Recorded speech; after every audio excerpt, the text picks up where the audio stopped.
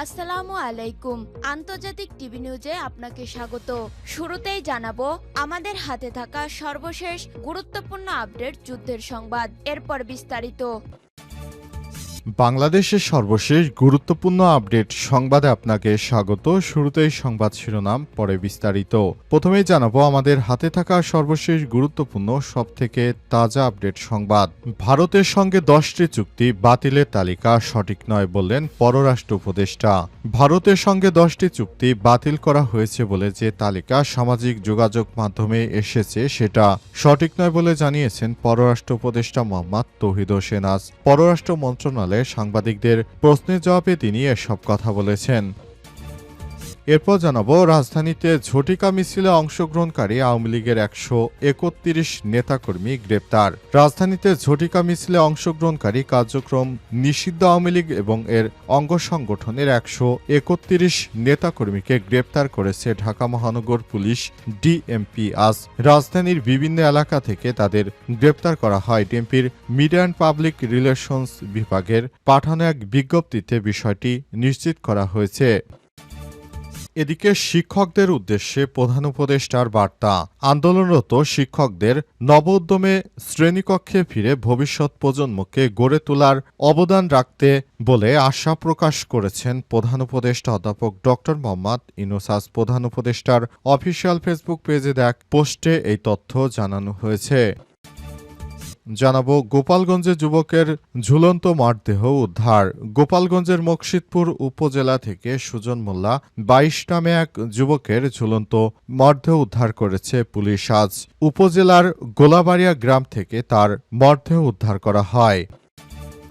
এবং সর্বশেষ জানাবো বিয়ের দাবিতে তরুণীর বাড়িতে যুবকের অনশন। মানিকগঞ্জে বিয়ের দাবিতে তরুণীর বাড়িতে ফাঁসির দড়ি নিয়ে অনশন করছে এক যুবক। এই ঘটনায় এলাকায় চাঞ্চল্যকর পরিস্থিতি তৈরি হয়েছে।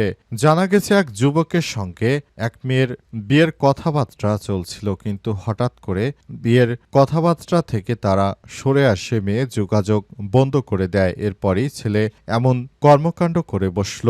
প্রিয় দর্শক, এতক্ষণ শুনছিলেন সংবাদ শিরোনাম, এবারে বিস্তারিত। তবে তার আগে বন্ধুরা অনুরোধ থাকবে এই সংবাদটিতে একটি লাইক দিন। এই চ্যানেলে আপনি নতুন হয়ে থাকলে আমাদের সংবাদটি দেখতে দেখতে চ্যানেলটি সাবস্ক্রাইব করে রাখুন। কমেন্ট করে বন্ধুরা আপনার মূল্যবান মতামত জানিয়ে দিন আপনি বিশ্বের কোন দেশ থেকে বা বাংলাদেশের কোন স্থান থেকে আমাদের সংবাদটি দেখছেন এবং শুনছেন। আর বন্ধুরা এই সংবাদটি আপনার সোশ্যাল মিডিয়া ফেসবুকে শেয়ার করে বন্ধুদের মাঝে ছড়িয়ে দিন। গাজা যুদ্ধে আপনি যদি নিরীহ ফিলিস্তিনিদের ভালোবেসে থাকেন, কমেন্টে ইয়েস লিখে বিশ্ববাসীকে জানিয়ে দিন। এবারে বিস্তারিত। ভারতের সঙ্গে 10 চুক্তি বাতিলের তালিকা সঠিক নয় বললেন পররাষ্ট্র উপদেষ্টা।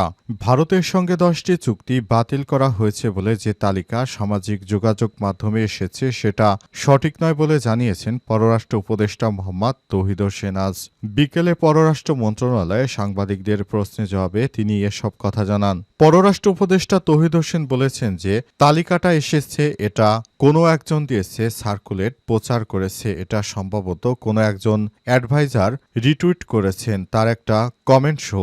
কমেন্টটি নিয়ে আমি কোনো কমেন্ট করতে চাই না, হয়তো এটা উনি না করলেও পারতেন। যে তালিকাটা এসেছে ওখানে এটা সঠিক নয়, এটা অধিকাংশ তালিকা চুক্তি এক্সিস্ট করে না। ভারতের সঙ্গে একটি চুক্তি অনেক আগেই বাতিল করা হয়েছে জানিয়ে পররাষ্ট্র উপদেষ্টা আরও বলেছেন বাকিগুলো কয়েকটি আছে যে বিভিন্ন পর্যায়ে আছে এবং ঠিক ওই নামে নেই, অন্যরকম ডেসক্রিপশন অর্থাৎ বিবরণে রয়েছে। সোমবার 20 অক্টোবর স্থানীয় সরকার ও ক্রীড়া উপদেষ্টা আসিফ মাহমুদ সজীব ভুঁইয়া তার ভেরিফাইড ফেসবুক পেজে এক পোস্টে লিখেছেন, অন্তর্বর্তীকালীন সরকার দায়িত্ব নেওয়ার পরই চুক্তিগুলো নিয়ে আলোচনা শুরু হয় এবং যথাযথ পর্যালোচনার মাধ্যমে এই সিদ্ধান্ত গ্রহণ করা হয়েছে। রাজধানীতে ঝটিকা মিছিলে অংশগ্রহণকারী আওয়ামী লীগের 131 নেতাকর্মী গ্রেপ্তার।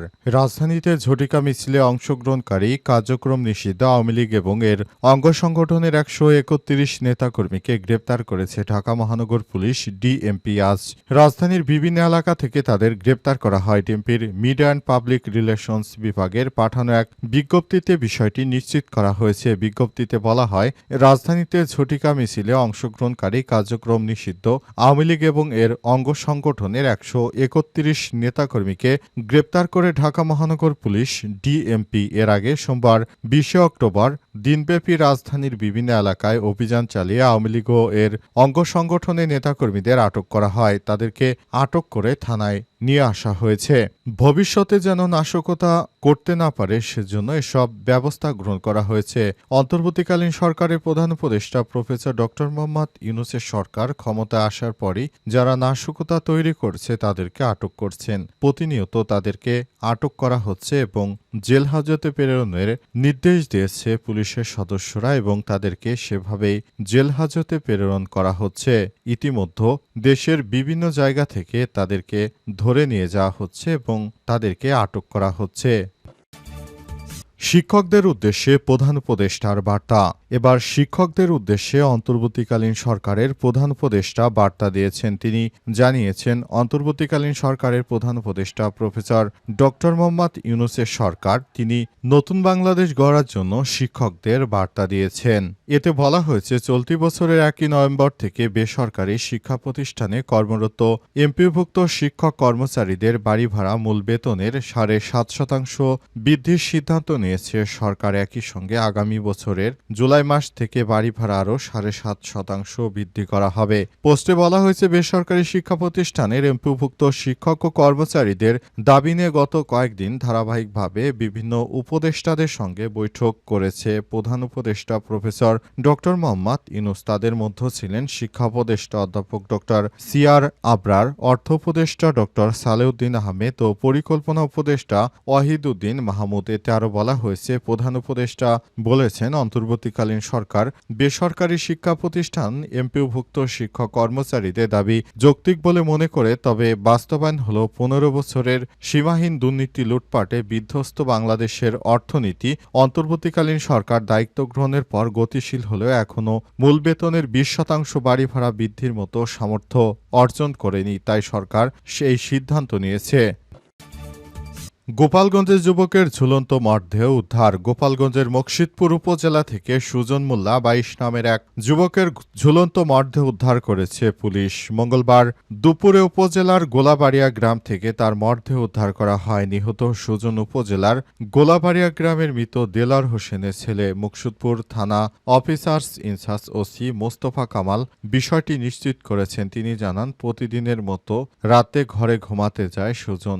সকাল অনেক বেলা হয়ে যাওয়ার পরও তার কোনো সাড়া শব্দ না পেয়ে পরিবারের লোকজন ডাকাডাকি শুরু করে। পরে তার কক্ষের দরজা ভেঙে ভেতরে ঢুকে গলায় ফাঁস দেওয়া সুজনের ঝুলন্ত মরদেহ দেখতে পায়। খবর পেয়ে মুকসুদপুর থানা পুলিশ মরদেহ উদ্ধার করেছে। তিনি আরও জানান, ময়নাতদন্তের জন্য মরদেহ গোপালগঞ্জের 250 শয্যা বিশিষ্ট হাসপাতালে মর্গে পাঠানো হয়েছে। আইনি প্রক্রিয়া শেষে মরদেহ পরিবারের কাছে হস্তান্তর করা হবে। তবে এই ধরনের ঘটনা যেন না ঘটে সেজন্য সরকারও সচেষ্ট রয়েছে। যারা নিজে নিজে আত্মহত্যা করে তাদেরকে মানসিক ও শারীরিকভাবে সহায়তা দেওয়ার জন্য যারা এলাকার সবথেকে শিক্ষিত ও বিদ্বান লোক রয়েছে তাদের উদ্দেশ্য করে সরকার জানিয়েছে তারা যেন এদেরকে যথাযথভাবে সহায়তা করে। তা না হলে এভাবে মানসিকভাবে অনেকেই ভেঙে পড়ে তারপর আত্মহত্যা করছে, যেটা পরিবারের জন্য খুবই